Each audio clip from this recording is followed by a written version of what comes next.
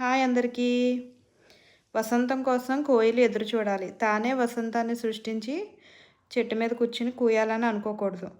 ఉదయం సూర్యుడు వచ్చే వరకు ఎదురు చూడాలి. ఎన్ని దీపాలు వెలిగించినా మనం ఆ భానుడి తేజం సృష్టించలేం కదా.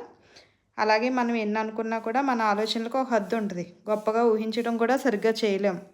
అంతా నేను అనుకున్నట్లుగా జరగాలని దేవుణ్ణి ప్రార్థించినప్పుడు బహుశా ఆయన నవ్వుకుంటాడేమో. ఎవరికి ఎప్పుడు ఎలా ఏది ఎక్కడ ఇవ్వాలో ఎందుకు ఇవ్వకూడదో తెలిసింది ఆ భగవంతుడికి ఒక్కడికే. అందుకే మనం అనుకోవాలి, గట్టిగా అనుకోవాలి. దైవం ఏమనుకున్నాడో నీకు తెలిసేంత వరకు అనుకోవాలి. ఆ తర్వాత ఎదురు చూడాలి. శరణాగతితో ముందుకు వెళ్తే మనం అనుకున్నది ఎంత పెద్ద పనైనా కూడా దేవుడు చేసి పెడతాడు. ఇదైతే సత్యం. ఇలా అంతా కూడా ఏది జరిగినా కూడా దైవ ప్రసాదమే అన్న భావంతో మనం ఏది జరిగినా మంచిదే అన్న భావంతో ముందుకు వెళ్ళాలి.